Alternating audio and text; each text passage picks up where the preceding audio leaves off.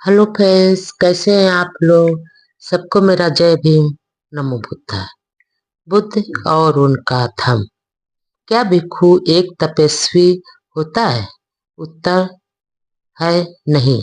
Number 2, क्रोध परिवाचक से बातचीत करते हुए स्वयं तथागत ने यह नकारात्मक उत्तर दिया है।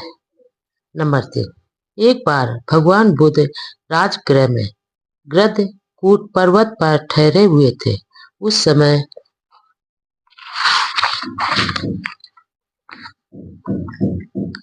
उत्बारिक रानी के उद्यान में बहुत से परिवाचकों के साथ निग्रोध परिवाचक रहता था। यह उद्यान परिवाचकों के लिए ही था। नंबर 4, उस समय भगवान बुद्ध गृध्र कूट पर्वत से नीचे उतरकर मोर निवाप यानी मोरों के चुगने की जगह पर आए और सुम गधा नदी के तट पर टहलने लगे। तब निक्रोध परिवाचक ने तथागत को इस प्रकार टहलते हुए देखा और उसने अपने अनुयायियों को बुलाकर सावधान करते हुए कहा, शांत रहो और शोर ना करो। श्रमण गौतम सुमगधा के नदी तट पर विराजमान है। उसके ऐसा कहने पर परिवाचक चुप हो गए। नंबर 5, जब तथागत निर्क्रोध परिवाचक के पास पहुंचे तो निर्क्रोध परिवाचक उनसे इस प्रकार बोला, हे भगवान, हे सुगत, कृपया आप पधारे। भगवान का स्वागत है। तथागत का स्वागत है। चिरकाल के बाद भगवान ने इधर दर्शन देने की अनुकंपा की है। आप कृपया आसन ग्रहण करें। आपके लिए आसन लगा हुआ है। नंबर 6, तथागत लगाए गए आसन पर आसीन हुए। निग्रोध परिवाचक भी एक नीचा आसन लेकर उनके समीप ही बैठ गया। नंबर 7, तब निग्रोध ने भगवान से इस प्रकार कहा, क्योंकि श्रमण गौतम का हमारी सभा में आगमन हुआ है, अतः हम श्रमण गौतम से यह प्रश्न पूछना चाहते हैं कि क्या है तथागत का यह धम्म विनय, जिसमें तथागत अपने श्रावकों को विनीत करते हैं और जिस धम्म विनय को सीखकर तथागत के श्रावक संतोष लाभ करते हैं, उसे अपना शरण स्थान स्वीकार करते हैं और उसे सदाचरण का आधारभूत सिद्धांत मानते हैं। नंबर 8, निक्रोध दूसरी दृष्टि वाले के लिए, दूसरी प्रवृत्ति वाले के लिए तथा दूसरी मान्यता वाले के लिए बिना अभ्यास और बिना शिक्षण के इसे समझ पाना बहुत कठिन है कि क्या है तथागत का यह धम्म विनय, जिसमें तथागत अपने श्रावकों को विनीत करते हैं और जिस धम्म विनय को सीखकर तथागत के श्रावक संतोष लाभ करते हैं, उसे अपना शरण स्थान स्वीकार करते हैं और उसे सदाचरण का आधारभूत सिद्धांत मानते हैं। नंबर 9, लेकिन हे निग्रोध, तुम मुझसे अपने ही सिद्धांत के संबंध में इस कठोर तपस्या के ही विषय में पूछ कि इन तपस्याओं से किस बात की पूर्ति होती है और किस बात के न होने से पूर्ति नहीं होती है। नंबर 10, तब निग्रोध परिवाचक ने तथागत बुद्ध से इस प्रकार कहा, भगवान, हम सो क्लेश दायक कठोर तपस्याओं के समर्थक हैं। हम उन्हें आवश्यक मानते हैं। हम उनसे चिपके हुए हैं। इनसे किस बात की पूर्ति होती है और किस बात के न होने से पूर्ति नहीं होती है।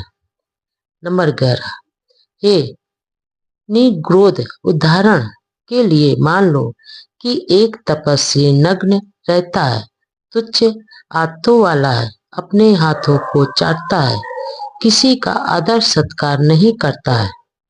यदि कोई व्यक्ति कहे कि भिक्षार्थ पधारिए तो उसकी भी नहीं सुनता। यदि कोई व्यक्ति कहे कि भिक्षार्थ रुकिए तो उसकी भी नहीं सुनता। उसके लिए खास तौर पर तैयार करके लाए गए भोजन को भी वह स्वीकार नहीं करता। ना उखल में रखी हुई, ना लकड़ियों में रखी हुई, ना चक्की में पीसी हुई, ना इकट्ठे खाते हुए दो जनों द्वारा दी गई कोई चीज स्वीकार करता है। ना किसी ग्रहणी से ग्रहणी से, ना किसी दाई से, ना उस स्त्री से जिसने किसी आदमी के साथ संभोग किया हो, ना अकाल में इकट्ठी की हुई भोजन सामग्री, ना उस स्थान से कोई चीज स्वीकार करता है जहाँ कुत्ता हो, ना उस स्थान से जहाँ मक्खियाँ भिनभिना रही हो, ना वह मांस मछली ही स्वीकार करता है, न वह तेज नशीले पेय पदार्थ ही स्वीकार करता है, न वह चावल का माड़ ही स्वीकार करता है। वह या तो एक ही घर से भोजन ग्रहण करने वाला होता है, एक कौर खाने वाला, या दो घर से भोजन ग्रहण करने वाला होता है, दो कौर खाने वाला या 7 घर से भोजन ग्रहण करने वाला होता है। 7 कौर खाने वाला वह 1, 2 या 7 भिक्षाओं पर गुजारा करता है।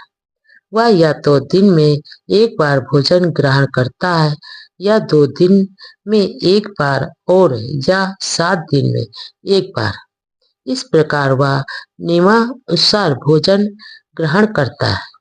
15 दिन में एक बार तक वह या तो गमलों में उगाए हुए पौधों पर गुजारा करता है, या जंगली चावलों पर, या निवार बीजों पर, या चमड़े पर, या शैवाल पर, या चावल की भूसी के आटे पर, या कांजी पर, या आटे पर, या खली पर, या घासों पर, या गोबर पर, या जंगल के फल फूल पर, या उन पर जो पेड़ से स्वयं ही गिर पड़े। वह मोटे सन यानी पटसन का कपड़ा पहनता है, वह चीथड़े पहनता है, वह मोटा झूठा मिला जुला कपड़ा पहनता है, वह वलकल पहनता है, या वह मृगछाल धारण करता है, या मृगछाल की पट्टियों से ही बुनी हुई जाली धारण करता है, कुसा यानी घास धारण करता है, या छाल वस्त्र धारण करता है, या मिट्टी धारण करता है, या आदमी के बालों का बुना हुआ कमल धारण करता है, या घोड़े के बालों का बुना हुआ कमल धारण करता है, अथवा उल्लू के पैरों का बना हुआ वस्त्र धारण करता है। वह अपनी दाढ़ी और बालों का निरीक्षण करने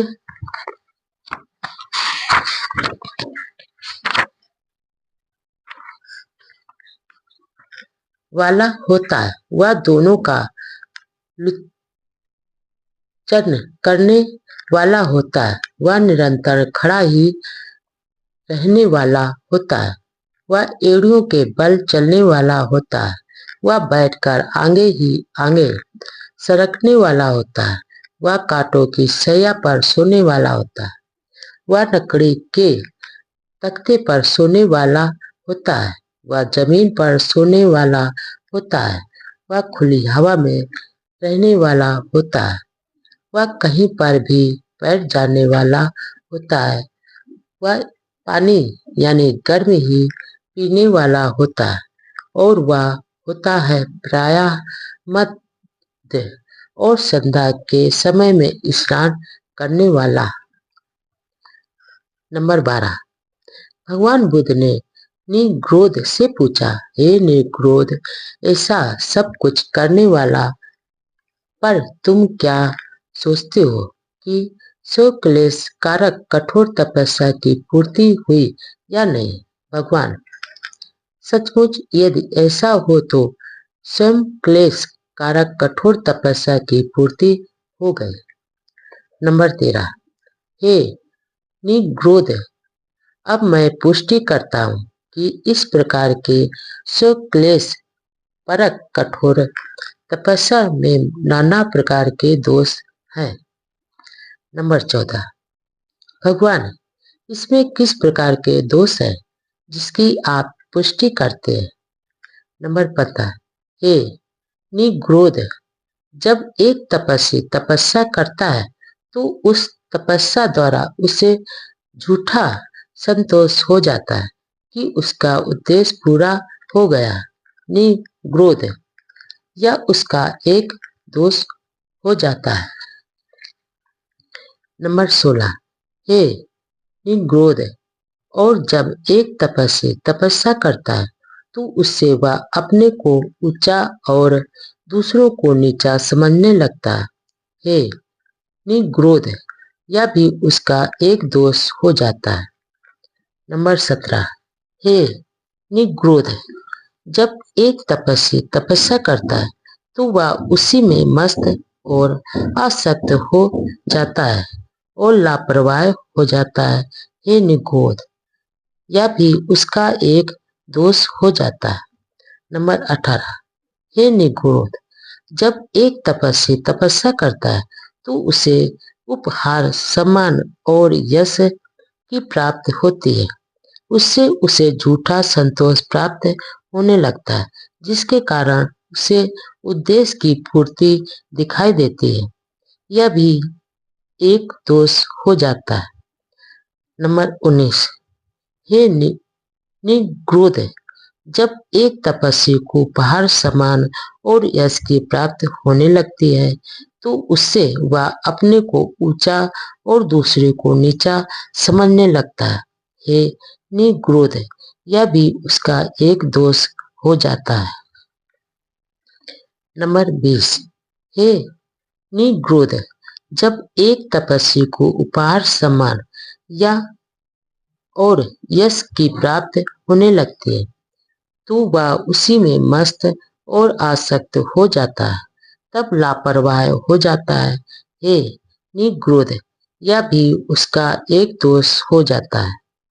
नंबर 21, हे निग्रोध, जब एक तपस्वी तपस्या करने लगता है तो वह भिन्न भिन्न प्रकार के भोजनों में भेद करने लगता है। यह भोजन मेरे अनुकूल है, यह भोजन मेरे प्रतिकूल है। प्रतिकूल समझे जाने वाले भोजनों को वह जानबूझकर छोड़ देता है।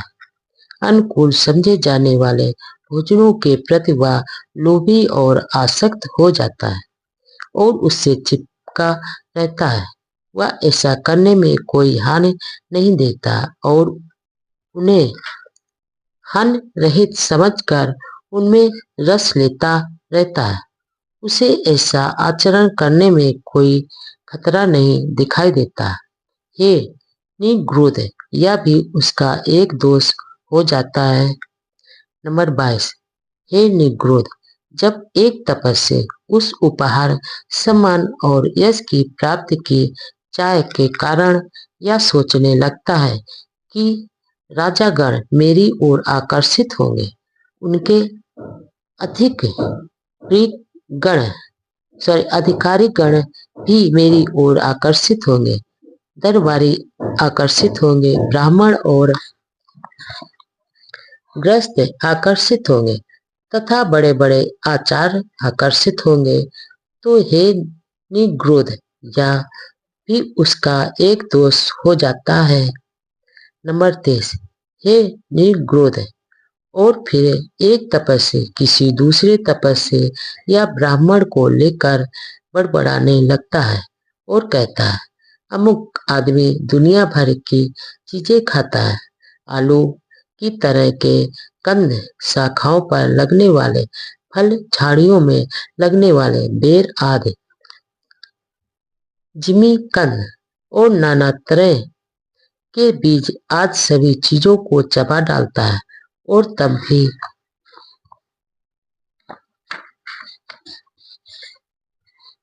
लोग उसे संत कहते हैं। हे निग्रोध, यह भी तपस्वी का एक दोष हो जाता है। नंबर 24। हे निग्रोध, एक तपस्वी देखता है कि किसी दूसरे श्रमण या ब्राह्मण का स्वागत सत्कार हो रहा है, सम्मान हो रहा है, नागरिकों द्वारा उसे उपहार भेंट प्रस्तुत की जा रही है। यह देखकर वह सोचता है, नागरिक लोग इस ऐश्वर्य में रहने वाले व्यक्ति का इतना आदर सत्कार करते हैं, इसे पूजते हैं, सम्मानित करते हैं और उसे उपहार भेंट करते हैं, लेकिन मुझ जैसे तपस्वी को कठोर तपस्या का जीवन व्यतीत करने वाले की ओर कोई ध्यान नहीं देते, मेरा कोई आदर सत्कार नहीं करते, मेरी पूजा और सम्मान नहीं करते और ना उपहार भेंट करते। इसलिए वह नागरिकों के प्रति ईर्ष्या और दुर्भावना रखता है। यह भी तपस्वी का एक दोष हो जाता है। नंबर 25। हे निग्रोध, एक तपस्वी रहस्यमय हो जाता है। उससे पूछने पर क्या आप इसका समर्थन करते हैं? वह समर्थन न करने पर कहता है हाँ और समर्थन करने पर कहता है नहीं। इस प्रकार वह जानबूझकर झूठ बोलता है। हे निग्रोध, यह भी तपस्वी का एक दोष हो जाता है। नंबर 26। हे निग्रोध, एक तपस्वी क्रोधित भी हो सकता है और मन में दोष भी रख सकता है। हे निग्रोध, यह भी तपस्वी का एक दोष बन जाता है। नंबर 27। हे निग्रोध, तपस्वी ढोंगी बन सकता है, वंचक बन सकता है, ईर्ष्यालु बन सकता है, बड़बड़ाने वाला बन सकता है, वह बड़ा चालाक बन सकता है, वह बड़ा कठोर हृदय और अभिमानी बन सकता है, वह मन में बुरी बुरी इच्छाएं रखता है और उनका गुलाम बन जाता है, वह मिथ्या धारणाएं बना लेता है और प्राकृतिक बातें करने लगता है, वह अपने अनुभवों की गलत व्याख्या करता है, वह धन लोलुप हो जाता है और वैराग से विमुख होने लगता है। हे निग्रोध, यह भी तपस्वी का एक दाह हो जाता है। नंबर 28। निग्रोध, तुम इस बारे में क्या सोचते हो? क्या ये बातें स्वक्लेश कारक तपस्या का दोष है अथवा नहीं? नंबर 29। भगवान, स्वक्लेश कारक तपस्या में ये सभी बातें निश्चय से दोष वाली हैं। भगवान, यह संभव है कि कोई तपस्वी इन दोषों से अथवा उनमें से किसी एक से ही नहीं अपितु सभी दोषों से युक्त हो। नंबर 30। भिक्षुओं को इन दोषों से मुक्त रहना होता है। भगवान बुद्ध की भिक्षु संबंधी अवधारणा। भिक्षु कैसा हो? भगवान बुद्ध की अवधारणा। नंबर 1। भगवान बुद्ध ने स्वयं ही भिक्षुओं को बताया है कि वे उनसे भिक्षु के रूप में क्या अपेक्षा करते हैं। उन्होंने जो कहा वह इस प्रकार है। नंबर 2। जो स्वयं को पाप से मुक्त किए बिना कसाय वस्त्र पहनने का इच्छुक है, जो संयम और सत्य की उपेक्षा करता है, वह कसाय वस्त्र के योग्य नहीं है। नंबर 3। किंतु उसने स्वयं को पाप से परिशुद्ध कर लिया है, कुशल धर्मों का संचय कर लिया है, जो संयम और सत्य से युक्त है, वही कसाय वस्त्र धारण करने का अधिकारी है। नंबर 4। एक आदमी केवल इसलिए भिक्षु नहीं कहला सकता क्योंकि वह दूसरों से भिक्षा मांग कर खाता है, जो धम्म को पूर्ण रूप से ग्रहण करता है वही भिक्षु है, वह नहीं जो केवल भिक्षा मांगता है। नंबर 5, जो बुराइयों से परे है, जो ब्रह्मचारी है, जो सावधानी पूर्वक संसार में विचारता है, वही अर्थात में भिक्षु कहलाता है।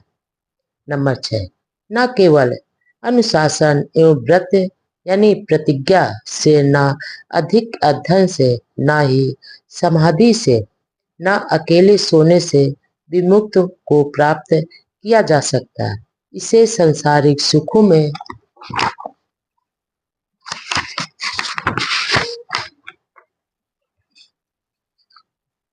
लिप्त व्यक्ति नहीं जान सकता।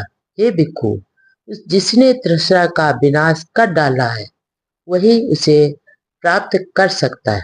नंबर 7, जो भिक्षु वाणी को संयत रखता है, जो बुद्धिमानी पूर्वक और शांति पूर्वक बोलता है, जो धम्म के अर्थ को समझाता है, उसकी वाणी मधुर होती है। नंबर 8, जो धम्म में स्थित होता है, जो धम्म में आनंदित रहता है, जो धम्म में ध्यान करता है, जो धम्म का अनुसरण करता है, ऐसा भिक्षु कभी सद्धम्म से पतित नहीं होता।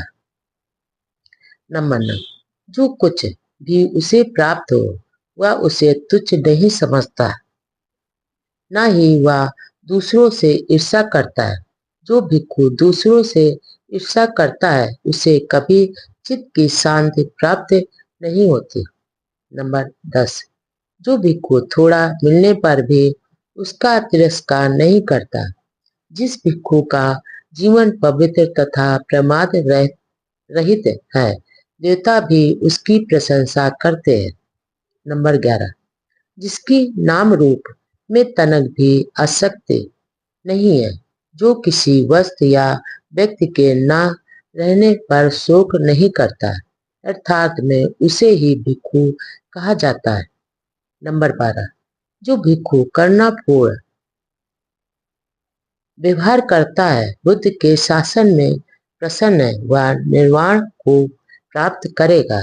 यह ऐसा सुख है जो स्वाभाविक प्रवृत्ति के त्याग से प्राप्त होता है।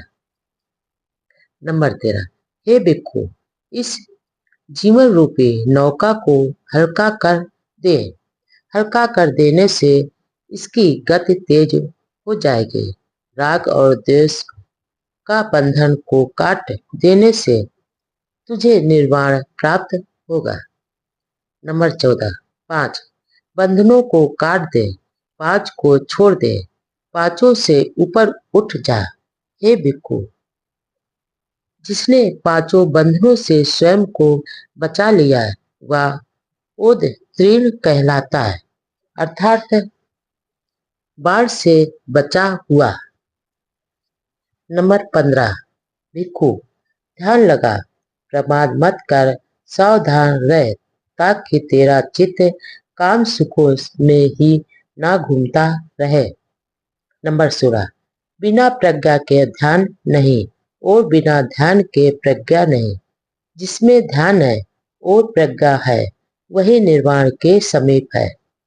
नंबर 17, भिक्षु जब अपने एकांतवास में प्रवेश करता है, जब उसका चित्त शांत होता है और जब उसे सद्गम का स्पष्ट साक्षात्कार होता है, तो उसे दिव्य सुख का अनुभव होता है। नंबर 18, और एक बुद्धिमान भिक्षु के लिए यही श्रेष्ठ शुभ आरंभ है। इंद्रिय संयम, संतोष, प्राप्ति, मोक्ष के नियमों का पालन, वह श्रेष्ठ पवित्र जीवन वाले अप्रमादी मित्रों की संगत करता है। नंबर 19, उसे भिक्षा पर निर्भर रहना चाहिए। उसे अपने कर्तव्य पालन में निपुण होना चाहिए, तब वह प्रति प्रमुदित की बहुलता में दुख का अंत कर सकेगा। नंबर 20, हे भिक्षु, अपने को स्वयं जागृत कर, अपनी परीक्षा स्वयं कर। इस प्रकार स्वयं सुरक्षित रहकर और ध्यानी होकर तू सुखपूर्वक रह सकेगा।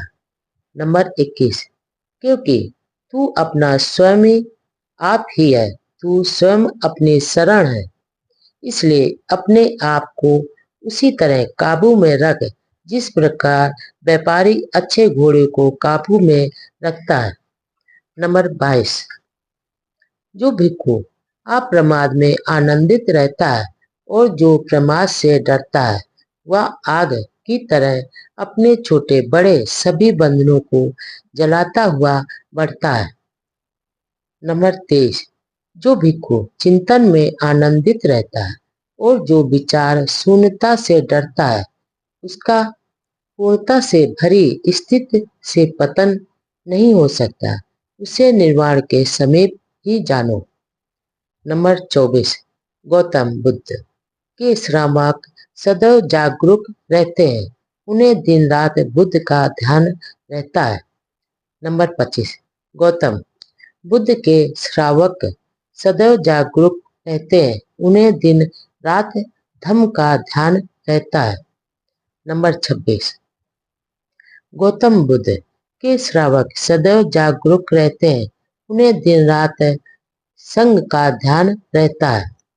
नंबर 27, गौतम बुद्ध के श्रावक सदैव जागरूक रहते हैं, उन्हें दिन रात अपनी शरीर संबंधी क्रियाओं का ध्यान रहता है।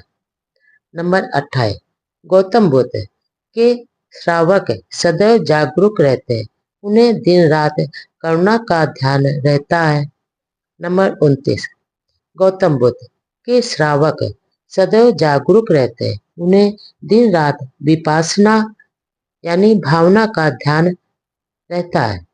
नंबर 30, संसार का त्याग करना, भिक्षु बनना कठिन है, संसार में आनंदित रहना भी कठिन है, विचार में रहना भी दुष्कर है, घर में रहना भी दुखदायी है, अपने सम्मान लोगों के साथ रहना और मिलकर सभी वस्तुओं का उपभोग करना भी दुखदायी है, प्रवज्जित का विचरण करना भी दुखदायी है। नंबर 31, जो आदमी श्रद्धा युक्त है, जो शीलवान है, जो यशस्वी है तथा जो ऐश्वर्यवान है, वह जहां जहां भी जाता है सम्मानित होता है। भिक्षु द्वारा अपराध स्वीकार करने की अनूठी व्यवस्था। नंबर 1, भिक्षुओं के संगठन के संबंध में जो सर्वाधिक मौलिक और अनुपम संस्था भगवान बुद्ध ने आरंभ की वह अपराध स्वीकार करने की प्रथा थी। यह उपोषत कहलाती थी। नंबर 2, तथागत ने इस बात का अनुभव किया कि यह संभव है कि अपराधों के बारे में उन्होंने जो नियम बताए हैं उनका पालन कराया जा सकता है, लेकिन उन्होंने कुछ दूसरे प्रतिबंधों की भी व्यवस्था की जो अपराध की श्रेणी में नहीं आते थे। उनका कहना था कि चरित्र निर्माण के लिए और चरित्र को सुदृढ़ बनाए रखने से ऐसे प्रतिबंध संबंधित थे और यह भी आवश्यक था कि उनका पालन किया जाना सुनिश्चित किया जाए। नंबर 3, लेकिन तथागत उन प्रतिबंध का पालन करवाने का कोई प्रभावशाली ढंग नहीं ढूंढ पाए, इसलिए उन्होंने विचार किया कि अपराध को सबके समक्ष स्वीकार करना ही एक साधन हो जिससे भिक्षु के अंतर्मन को संगठित किया जा सकता है तथा यह एक प्रहरी की तरह गलत अथवा दूषित कदम उठाए जाने पर उसकी रक्षा कर सकता है। नंबर 4, अपराध स्वीकार किया जाना प्रतिबंधों के उल्लंघन तक ही सीमित था। यह पातिमोक्ष कहलाता था। नंबर 5, उपोषत यानी अपराध स्वीकृत के लिए संबंधित क्षेत्र के भिक्षुओं की एक सभा का होना आवश्यक था। 15 दिनों में 3 सभाएं यानी बैठक आवश्यक थी। क्रमशः प्रत्येक चतुर्दशी, पंचमी तथा अष्टमी वाले दिन भिक्षु उपवास रख सकता है। इसी कारण इन दिनों को उपोषद कहा जाता है। नंबर 8, बैठक में भिक्षु एक एक करके प्रतिबंधों को पढ़कर सुनाता है, जो पातिमोक्ष में वर्णित होते हैं। प्रत्येक नियम का पारायण कर चुकने पर भिक्षु कहता है, क्योंकि आप सब लोग चुप हैं, इसलिए मैं समझता हूँ कि आप में से किसी ने भी किसी नियम का उल्लंघन नहीं किया। वह 3 बार ऐसा कहता है, उसके बाद अगले प्रतिबंध नियम को पढ़ता है। नंबर 7, भिक्षुणी संघ को भी ऐसी ही उपोषद बैठक करनी होती है। नंबर 8, अपराध से कृत पर आरोप और मुकदमा चल सकता है।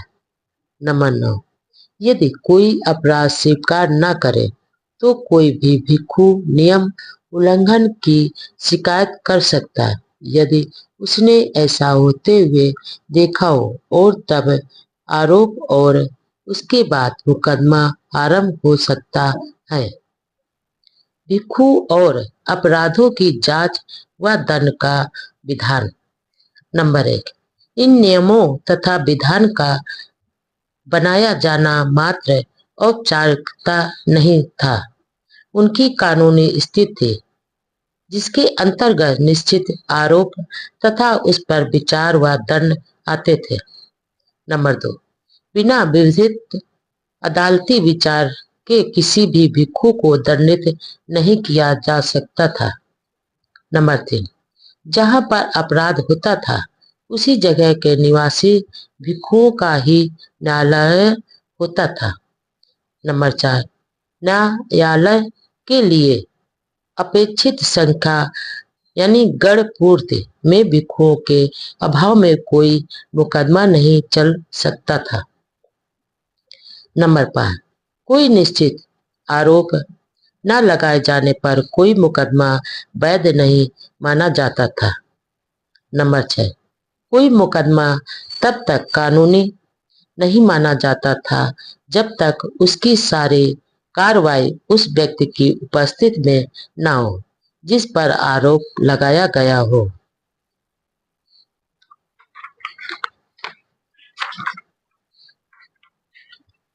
नंबर 7, कोई भी जात तब तक वैध नहीं मानी जाती थी जब तक कि उस आरोपित भिक्षु को अपनी सफाई देने का पूरा अवसर न मिला हो।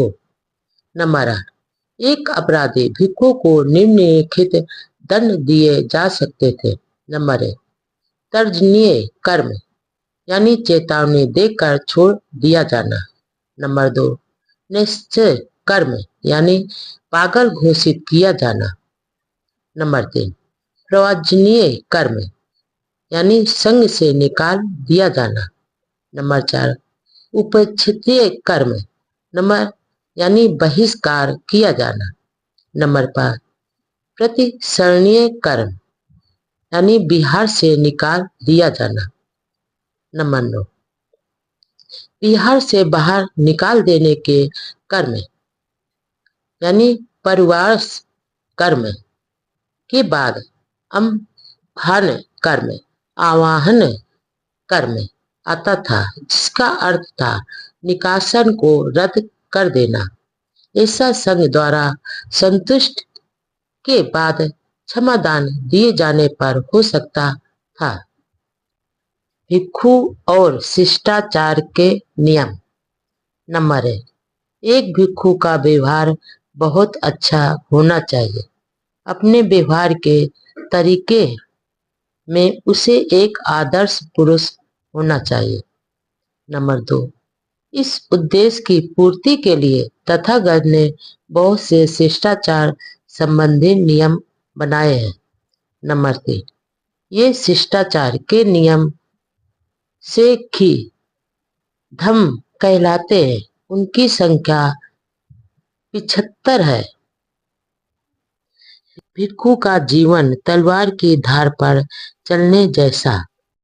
नंबर 8, इन अपराधों से साफ साफ बचे रहने की कोशिश के साथ साथ भिक्षु को कुछ और भी प्रतिबंध स्वीकार करने पड़ते हैं और वह एक ग्रस्त के समान स्वतंत्र नहीं रह सकता।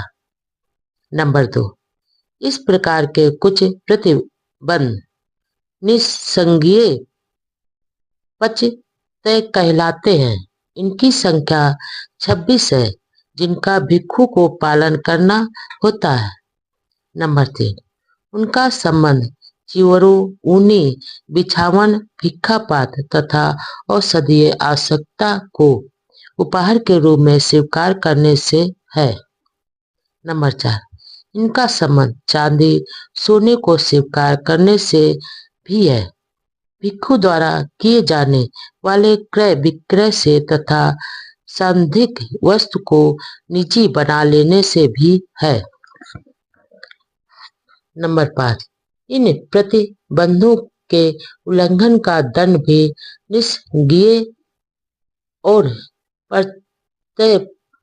पश्चाताप प्रकट करना ही है। नंबर 6, इन प्रतिबंधों के अतिरिक्त भिक्षु जीवन के लिए कुछ और भी प्रतिबंध हैं जिनका पालन करना भिक्षु के लिए आवश्यक है। वे पचते कहलाते हैं। उनकी संख्या 92 है। भिक्षु और संघ के नियम संबंधी अपराध। नंबर 1, किसी भी व्रत को भंग करना भिक्षु के लिए धर्म के विरुद्ध किया गया अपराध है। नंबर 2, उक्त अपराधों के अतिरिक्त कुछ और भी अपराध थे जो भिक्षु द्वारा हो सकते थे। वे संघ विशेष कहलाते थे। संधिक नियमों संबंधी दोषी। नंबर 3, विनय पिटक में दी गई सूची के अनुसार संघ शेष 13 है। नंबर 4, संघ विशेषों का क्रम परिवाचकों के बाद है। संघ में सभी के लिए द्वार खुले। नंबर 1, संघ का प्रवेश सभी के लिए खुला था। नंबर 2, जात पात का कोई बंधन नहीं था। नंबर 3, लिंग का कोई भेद नहीं था। नंबर 4, हैसियत जैसी कोई बाधा नहीं थी। नंबर 5, जातिवाद के लिए संघ में कोई स्थान नहीं था। नंबर 6, सामाजिक हैसियत का संघ में कोई स्थान नहीं था। नंबर 7, संघ में सभी एक समान थे। नंबर 8, संघ में सदस्य का दर्जा जन्म से नहीं बल्कि गुणों से निश्चित होता था। नंबर 9, जैसा तथागत ने कहा था, संघ एक समुद्र के समान है और भिक्षु उन नदियों के समान है जो समुद्र में विलीन हो जाती है। नंबर 10, नदी का अपना अलग नाम होता है और अपना अलग अस्तित्व होता है। नंबर 11, लेकिन जैसे ही नदी समुद्र में प्रवेश करती है उसका ना ही कोई पृथक नाम रह जाता है और ना ही पृथक अस्तित्व। नंबर 12, उसके साथ मिलकर वह एक हो जाती है। नंबर 13, संघ के संबंध में भी यही बात है। जब एक भिक्षु संघ में प्रवेश करता है तो वह समुद्र के जल की तरह अन्य सब के साथ मिलकर एक हो जाता है। नंबर 14, तथागत ने कहा, उसकी कोई पृथक जात नहीं रही, उसकी कोई पृथक हैसियत नहीं रही। नंबर 15, संघ के अंदर यदि कोई वर्गीकरण था तो पुरुष स्त्री की दृष्टि से था। भिक्षु संघ का संगठन पृथक था और भिक्षुणी संघ का संगठन पृथक। नंबर 16, संघ में प्रवेश पाने वाले 2 वर्गों में विभाजित थे, श्राम रेण तथा भिक्षु। नंबर 17, 20 वर्ष से कम आयु वाला कोई भी व्यक्ति श्रममेढ़ बन सकता था। नंबर 18, 30 शरण तथा 10 शीलों को ग्रहण करने से कोई भी बालक श्रममेढ़ बन सकता। नंबर 19, मैं बुद्ध की शरण ग्रहण करता हूँ, मैं धम्म की शरण ग्रहण करता हूँ तथा मैं संघ की शरण ग्रहण करता हूँ। ये 3 शरण है। नंबर 20, मैं प्राणी हिंसा से विरत रहूंगा, मैं चोरी नहीं करूंगा, मैं अब्रह्मचार्य से विरत रहूंगा, मैं झूठ नहीं बोलूंगा तथा मैं नशीले पेय पदार्थों से विरत रहूंगा। नंबर 21, मैं विकार भोजन से विरत रहूंगा, मैं नाच गाना बजाना गंदी और अश्लील बातों आदि से विरत रहूंगा, मैं अपने आप को सजाने तथा अलंकृत करने से विरत रहूंगा, मैं ऊंची शैया अर्थात ऐशो आराम से विरत रहूंगा तथा मैं जात रूप रजत सोना चांदी को ग्रहण करने से विरत रहूंगा। नंबर 22, इस प्रकार ये 10 शील है। नंबर 23, एक श्रममेढ़ जब चाहे संग छोड़कर ग्रस्त बन सकता है। एक श्रममेढ़ एक भिक्षु से जुड़ा रहता है और उसका अधिकांश समय उसी की सेवा में व्यतीत होता है। एक प्रकार से उसने प्रवज्जा नहीं ली होती है। नंबर 14, 2 अवस्थाओं में से गुजरने पर आदमी भिक्षु पद तक पहुंचता है। पहली अवस्था प्रवज्जा कहलाती है और दूसरी अवस्था उपसंपदा। उपसंपन्न होने पर ही कोई व्यक्ति भिक्षु बनता है। नंबर 25, जो प्रार्थी भिक्षु बनने के उद्देश्य से प्रवज्जा ग्रहण करना चाहता है उसे एक भिक्षु की आवश्यकता होती है जिसे उपाध्याय की भूमिका निभाने का अधिकार होता है। कम से कम 10वीं तक जो भिक्षु रहा हो वही उपाध्याय हो सकता है। नंबर 26, इस प्रकार का प्रार्थी जो उपाध्याय द्वारा स्वीकार कर लिया गया हो परिवाजक कहलाता है और उसे उपाध्याय की सेवा करते हुए उसी के संरक्षण में रहना पड़ता है। नंबर 27, शिक्षण काल समाप्त होने पर उसका उपाध्याय ही अपने परिवाजक का नाम संघ के सामने प्रस्तावित करता है। संघ की विशेष बैठक किसी को उपसंपन्न करने के लिए ही बुलाई जाती है।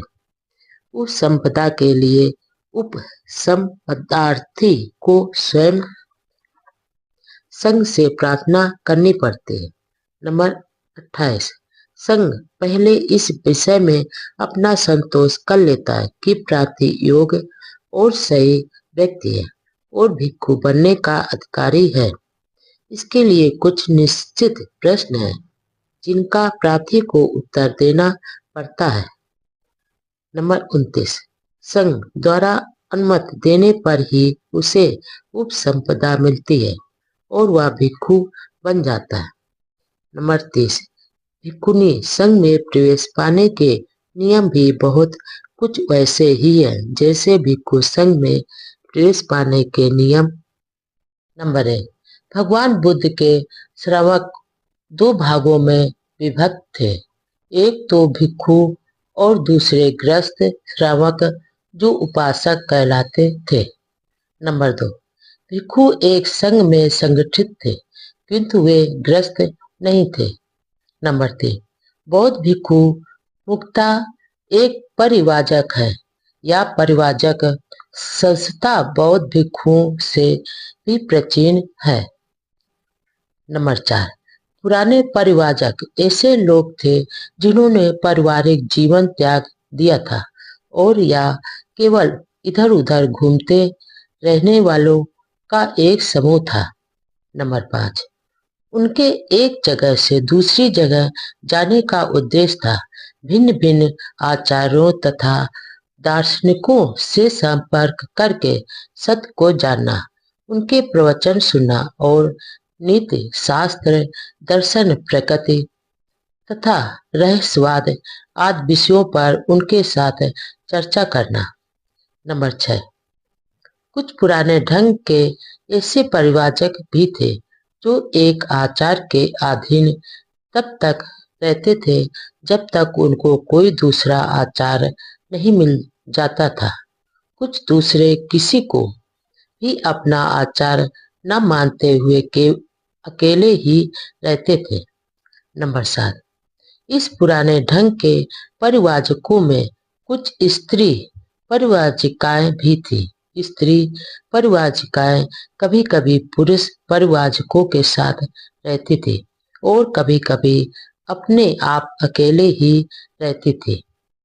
नंबर 8, इन पुराने ढंग के परिवाचकों का कोई संग नहीं था, उनके अनुशासन के नियम भी नहीं थे और ऐसा कोई आदर्श भी नहीं था जिसके लिए उन्हें प्रयास करना पड़ता। नंबर 9, इतिहास में पहली बार तथागत ने अपने भिक्षुओं का एक संघ अथवा भ्रात संघ बनाया, उनके लिए अनुशासन के नियम बनाए और आदर्श भी निश्चित किए जिनका उन्हें पालन करना और लक्ष्य प्राप्त करना होता था। सभी प्राणियों के प्रति असीम मैत्री भावना हो। नंबर 1, जब युद्ध में विजयी व्यक्ति शांति स्थापित कर लेता है तो भले ही वह पराजित को दास यानी गुलाम न बनाए, फिर भी वह उसे और अपमानित करने को तो अपना अधिकार समझता है। भगवान बुद्ध का इस विषय में स्पष्ट रूप से सर्वथा भिन्न दृष्टिकोण था। उनका यह मानना था कि यदि शांति का कुछ भी अर्थ है तो उसका यही अभिप्राय होना चाहिए कि विजेता अपना यह कर्तव्य समझे कि वह अपनी विजय का उपयोग पराजित व्यक्ति की सेवा करने में ही करेगा। इस बारे में उन्होंने भिक्षुओं को जो कुछ कहा वह इस प्रकार है। नंबर 2, शांति स्थापित हो जाने पर निपुण आदमी के लिए आवश्यक है कि वह स्वयं को योग्य, मृदुभाषी, दयालु, अभिमान रहित, सीधा, कृतज्ञ आचरण में, अनुशासन युक्त, हाजिर जवाब हट से दूर, घटिया और गिरे आचरण से मुक्त और डांट डपट से दूर आदि गुणों से युक्त सिद्ध करे। नंबर 3, सभी प्राणी सुखी रहे, सभी का कल्याण हो, सभी दुर्बल सबल प्राणी शांतिपूर्वक रहे, बड़े या छोटे प्राणी, अदृश्य अथवा निकट एवं दूर रहने वाले, उत्पन्न हो चुके अथवा उत्पन्न होने वाले सभी प्राणी आनंद पूर्वक रहें। नंबर 4, कोई एक दूसरे का अपमान न करे, क्रोध या घृणा के वशीभूत होकर कोई किसी का बुरा ना चाहे। नंबर 5, जिस प्रकार माता अपनी जान पर खेलकर अपने इकलौते बच्चे को घायल होने से बचाती है, वैसे ही सभी प्राणियों के प्रति भावना हो। विश्व में ऊपर नीचे चारों ओर सभी प्राणियों के प्रति असीम मैत्री भावना हो, जिसमें लेश मात्र घृणा ना हो, शत्रुता ना हो। नंबर 6, खड़े रहते, चलते फिरते, बैठे रहते, लेटे हुए अपनी पूरी शक्ति के साथ बस यही चिंतन करें, इसे ही ब्रह्म विहार कहते हैं। युद्ध मानव विकास में बाधक है। नंबर 1, एक बार ऐसा हुआ कि मगध राज अजातशत्रु ने घुड़सवार और पैदल सेना इकट्ठी करके कौशल राज पश्य नदी के राज्य के एक हिस्से काशी जनपद पर आक्रमण बोल दिया। पसे नद ने आक्रमण के बारे में सुना तो वह भी सेना लेकर अजातशत्रु का सामना करने के लिए निकल पड़ा। नंबर 2, दोनों एक दूसरे से लड़े। अजातशत्रु ने पसे नद को हरा दिया। पसे नद हार कर वापस श्रावस्ती चला गया। नंबर 3, जो भिक्षु श्रावस्ती नगर से भिक्षा प्राप्त करके लौट रहे थे, उन्होंने भगवान बुद्ध के पास आकर लड़ाई का तथा पसे नदी के हार का वापस आने का समाचार कह सुनाया। नंबर 4, भिक्षुओं, मगध राज अजातशत्रु अकुशल पक्ष का साथी है। कौशल राज पसे नदी कुशल धर्म का साथी है। अभी पसे नदी राजा का एक पराजित आदमी की तरह रात को दुख के साथ व्यतीत करेगा। नंबर 5, विजय से बैर पैदा होता है, पराजित दुखी रहता है, किंतु जो उपशांत और राग रहित है वह जय पराजय की चिंता छोड़ सुखपूर्वक रहता है। नंबर 6, फिर ऐसा हुआ कि वे दोनों राजा दूसरी बार फिर युद्ध भूमि में भिड़े, किंतु इस बार उस युद्ध में कौशल राज पसे नदी ने अजातशत्रु को हरा दिया और जीवित पकड़ लिया। तब पसे नदी ने सोचा, यद्यपि मैं अजातशत्रु को कुछ हानि नहीं पहुंचा रहा, तो भी उसने मुझे कष्ट दिया है। फिर भी यह मेरा भांजा है, कैसा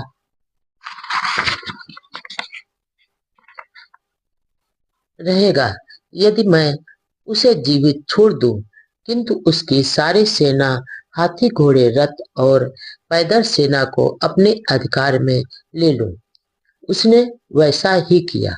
नंबर 7, श्रावस्ती में भिक्षा लेकर लौटने पर भिक्षुओं ने आकर तथागत को यह समाचार सुनाया।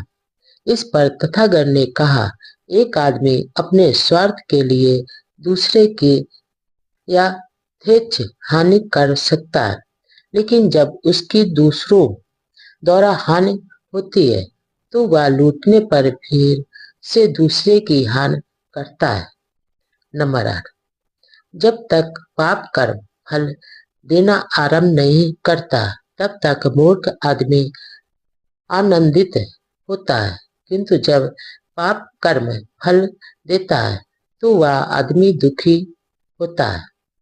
नंबर 9, हत्यारे को हत्यारा मिल जाता है, दूसरों को हराने वाले को एक दूसरा हराने वाला मिल जाता है, दूसरों को गाली देने वाले को एक गाली देने वाला मिल जाता है।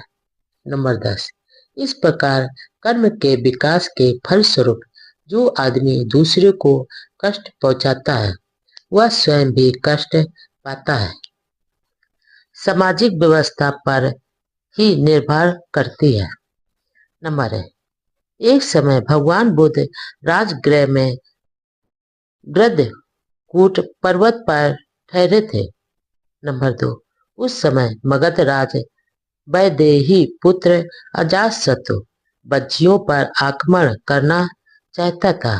उसने अपने मन में कहा, चाहे वे कितने भी शक्तिशाली क्यों न हो, मैं उन बज्जियों का समूल नाश कर दूंगा।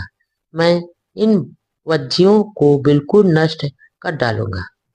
नंबर 3, अतः उसने मगध के प्रधानमंत्री वर्षकार ब्राह्मण को बुलाया और कहा, नंबर 4, ब्राह्मण तुम आओ, अब तुम भगवान बुद्ध के पास जाओ और मेरी ओर से उनके चरणों में अभिवादन करना, फिर उनका कुशल समाचार पूछना कि वे निरोग और स्वस्थ तो हैं और आनंद पूर्वक तो रह रहे हैं। नंबर 5, और जब उनसे कहना कि मगधराज वैदेही पुत्र अजातशत्रु वज्जियों पर आक्रमण करना चाहता है, चाहे वो कितने ही शक्तिशाली क्यों न हो, वह उन वज्जियों का सर्वनाश करके ही रहेगा। नंबर 6। ऐसा कहने पर तथागत जो कुछ भी कहें उसे ध्यानपूर्वक सुनना और आकर मुझे बताना, क्योंकि बुद्धू का कथन कभी असत्य नहीं होता। नंबर 7। वर्षकार ब्राह्मण ने राजा के वचनों को सुना और कहा, जैसा आप चाहते हैं वैसा ही होगा। अनेक सुंदर सुंदर रथ जितवाकर वह ग्रह गृद्धकूट पर्वत पर जा पहुंचा।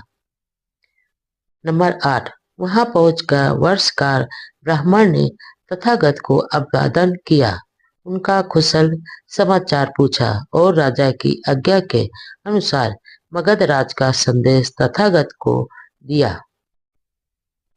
नंबर 9। उस समय आनंद महाथेर तथागत के पीछे खड़े थे। तथागत ने आनंद को संबोधित किया, आनंद, क्या तुमने सुना है कि वज्जीगढ़ प्रायः अपनी सार्वजनिक बैठकें करते रहते हैं? नंबर 10।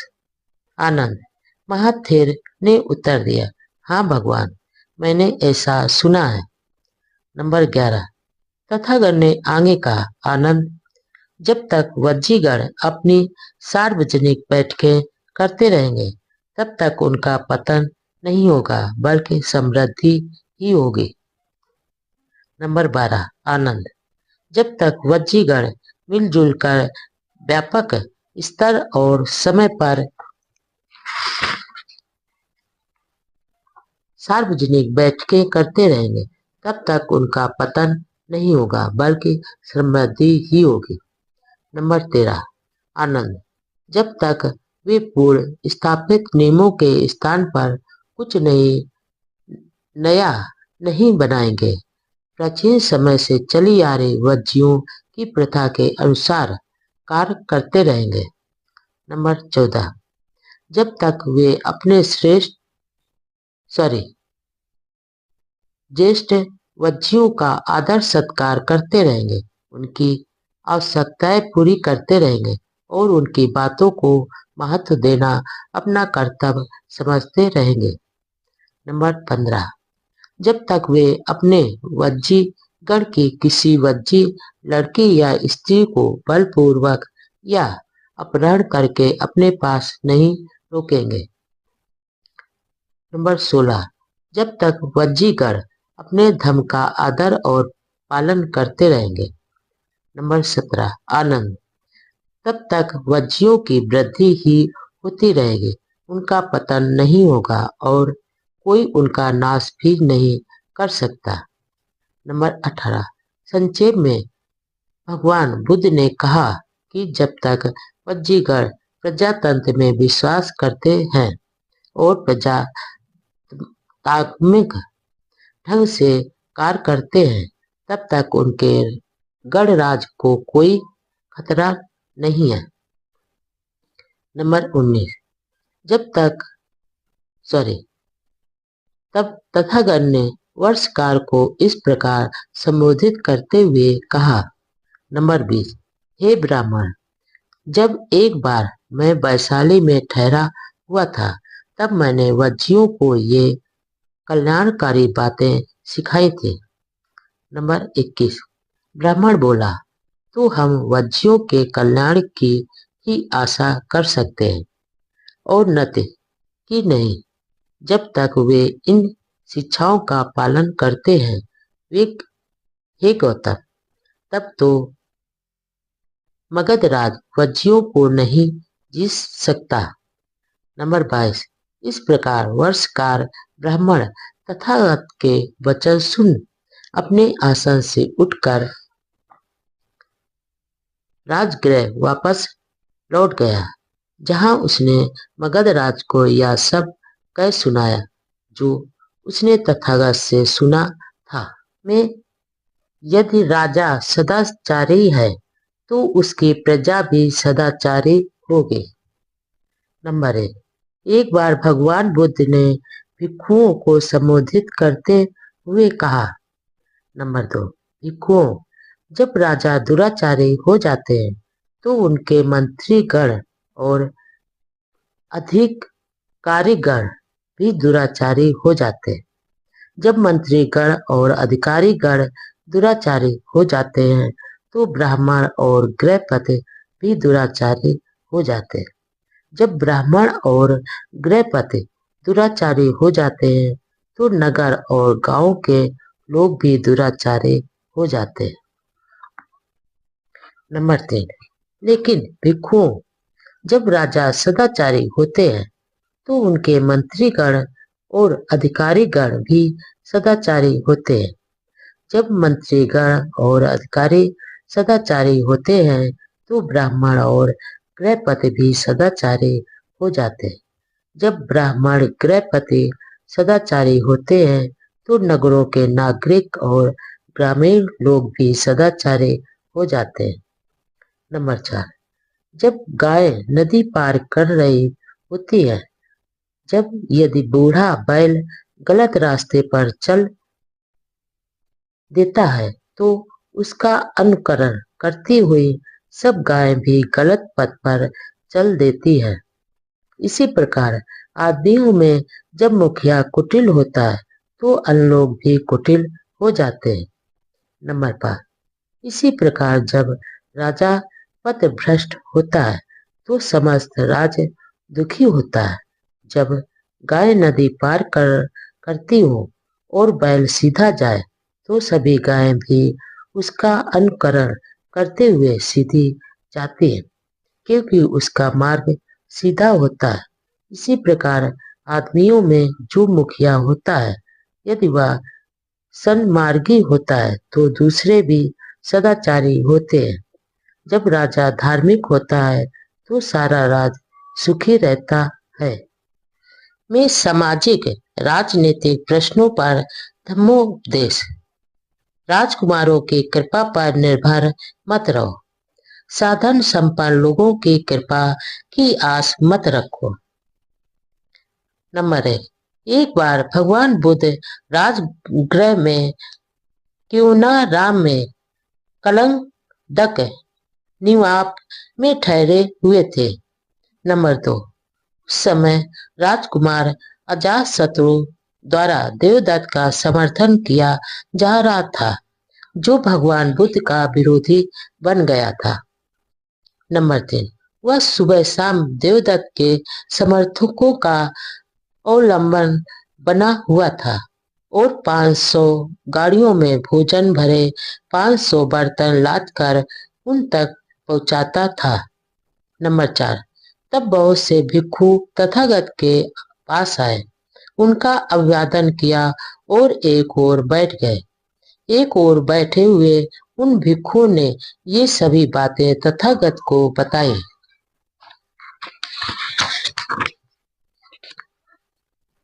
नंबर 5, तब तथागत ने भिक्षुओं को संबोधित करते हुए कहा, भिक्षुओं, राजाओं के लाभ सत्कार कृपा और खुशामद की इच्छा मत करो। जब तक भिक्षुओं अजातशत्रु 500 गाड़ियों में भोजन भरे 500 बर्तन लाद लाद कर देवदत्त के समर्थकों तक सुबह शाम पहुंचाता है, तब तक इसमें देवदत्त की हानि की ही अपेक्षा की जानी चाहिए, आने वाले अच्छे समय की नहीं। नंबर 6, भिक्षुओं, यदि कोई किसी पागल कुत्ते की नाक तक कलेजी के टुकड़े को ले जाए तो वह कुत्ता और भी अधिक पागल हो जाएगा। इसी प्रकार भिक्षु जब तक अजातशत्रु द्वारा देवदत्त का समर्थन किया जाता है, तब तक इसमें देवदत्त की हानि ही है, लाभ नहीं। भिक्षुओं, राजाओं से मिलने वाले लाभ सत्कार अनुग्रह और चापलूसी आदि भयानक होते हैं। नंबर 7, वे शांति प्राप्ति के मार्ग की बहुत ही कटु दुखद बाधाएं हैं। नंबर 8, इसलिए भिक्षुओं, तुम्हें अभ्यास करना चाहिए कि जब हमें राजाओं से लाभ सत्कार कृपा और खुशामद और भेंट मिलेगी, हम उन्हें स्वीकार करेंगे, और जब वह सिर पर आ ही पड़े तो वे हमें जकड़ नहीं पाएंगे। हमारे हृदय में उनका कोई स्थान नहीं होगा और वे हमें राजकुमारों का गुलाम नहीं बना सकेंगे। पवित्र जीवन क्या है?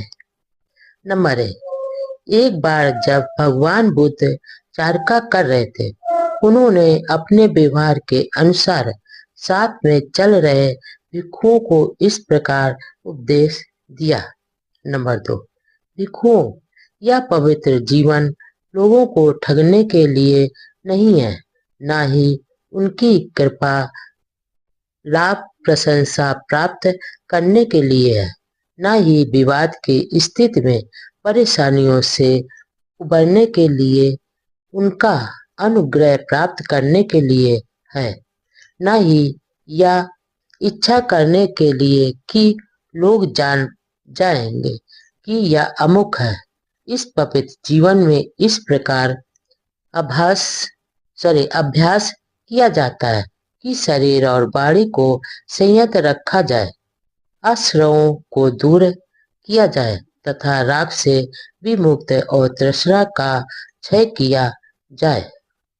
स्नान से नहीं, धम्म से शरीर स्वच्छ व निर्मल होता है।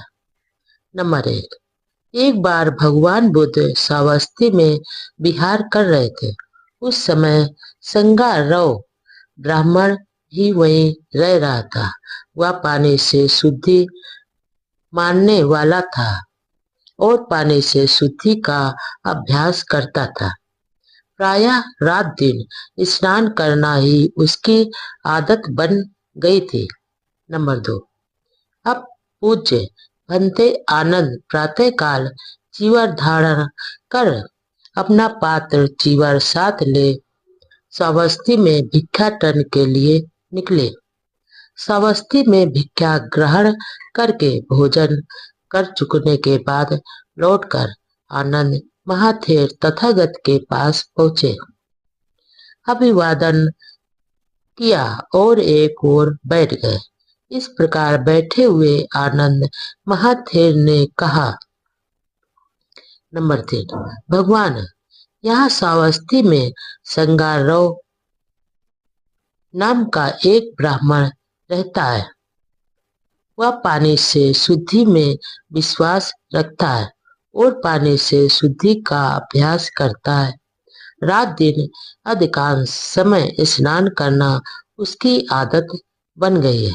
भगवान, अच्छा हो यदि आप संगारव ब्राह्मण पर अनुकंपा करके उससे भेंट करने चले। नंबर 4, तथागत ने मौन रहकर अपने स्वीकृति दी। नंबर 5, दूसरे दिन प्रातःकाल तथागत अपना चीवर पहन पात्र चीवर साथ ले संगारव ब्राह्मण के घर जा पहुंचे। वहां पहुंचकर वे अपने लिए बिछाए गए आसन पर बैठ गए।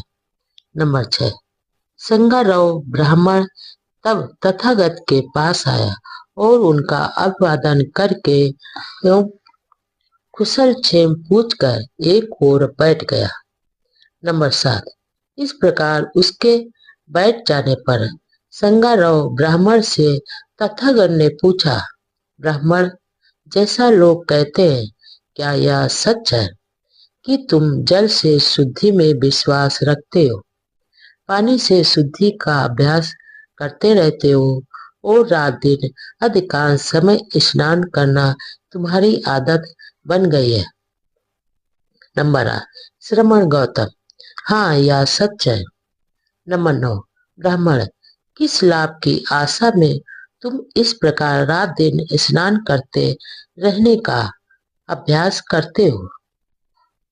नंबर 10, श्रमण गौतम, यह इस तरह है कि दिन में मुझसे जो कुछ भी पाप कर्म होता है, मैं उसे उसी दिन सायंकाल स्नान द्वारा धो डालता हूँ। रात में मुझसे जो भी पाप कर्म होता है, उसे मैं अगले दिन प्रातःकाल उठते ही स्नान करके धो डालता हूँ। इस प्रकार रात दिन स्नान आदि करते रहने में मुझे यही लाभ दिखाई देता है। नंबर 11, तब तथागत ने कहा, नंबर 12, धम्म ही वह जल स्रोत है जो स्वच्छ है और निर्मल है। नंबर 13, यहाँ जब जनश्रुतियों के ज्ञाता स्नान करने आते हैं तो उनका प्रत्येक अंग शुद्ध हो जाता है तथा वे दूसरे तट पर चले जाते हैं। नंबर 14, तथागत के ऐसा कहने पर संगारोह ब्राह्मण बोला, श्रमण गौतम, यह अद्भुत है। आज से जीवन पर्याप्त आप मुझे अपना उपासक स्वीकार करें। मैं आपकी शरण में आता हूँ। भोजन नहीं, पवित्र कर्मों का महत्व है। नंबर 1, आमगंध नाम का एक ब्राह्मण तपस्वी अपने शिष्यों के साथ हिमालय में रहता था। नंबर 2, वे ना तो मछली और ना ही मांस खाते थे। प्रतिवर्ष वे कुछ नमक खटाई की खोज में अपने आश्रम से नीचे उतरकर बस्ती में आते थे। गांव के लोग उनका आदरपूर्वक स्वागत करते थे और 4 महीने तक लगातार उनका आतिथ्य करते थे। नंबर 3, तब एक बार भिक्षुओं सहित भगवान बुद्ध भी उसी गांव में आए तो लोग तथागत का धम्मोपदेश सुनकर उनके श्रवक बन गए। नंबर 4, सदा की भांति उस वर्ष तपस्वी आमगंध और उसके शिष्य भी उस गांव में आए, किंतु गांव के लोगों ने उसी उत्साह से उनका स्वागत नहीं किया। नंबर 5, आमगंध को यह जानकर निराशा हुई कि तथागत ने मछली और मांस के भोजन का निषेध नहीं किया। इस बात की पुष्टि करने के लिए वह श्रावस्ती के जेतवन बिहार पहुंचा, जहां उस समय तथागत विराजमान थे। वह बोला। नंबर 6, बाजरा, फलियां और फल खाने योग्य पत्ते और जड़ें, किसी भी लता पर लगने वाले फल उचित ढंग से प्राप्त की गई इन चीजों को जो भी सदाचारी खाता है वह सुख भोग के लिए झूठ नहीं बोलता। नंबर 7, आप दूसरों के द्वारा दिए गए तथा अच्छी तरह से पकाए गए स्वादिष्ट, शुद्ध और उत्तम भोजन को ग्रहण करते हैं। जो इस प्रकार चावल से बनाए गए पुलाव का मजा लेता है वह आमगंध खाता है। आप पक्षी के मांस के साथ पका हुआ बढ़िया चावल खाते हैं और कहते हैं कि मुझ पर आमगंध का दोष लागू नहीं होता। नंबर 8, मैं आपसे इसका अर्थ जानना चाहता हूँ कि आपका यह आमगंध किस तरह का है। नंबर 9, तथागत ने उत्तर दिया, जीव हिंसा करना, पीटना, काटना, बांधना, चुराना, झूठ बोलना, ठगना, धोखा देना, अनुपयोगी ज्ञान तथा व्यभिचार ये आम गंध है, मांस का खाना नहीं। नंबर 10, इस संसार में जो व्यक्ति इंद्रिय विषयों में असंयत होते हैं, अच्छी लगने वाली वस्तुओं के प्रति लोभी होते हैं, अपवित्र कार्यों में लिप्त होते हैं, कुटिल होते हैं, नाशवादी विचार के होते हैं, अनुकरणीय नहीं होते हैं, ऐसा होना ही आम गंध है, मांस खाना नहीं।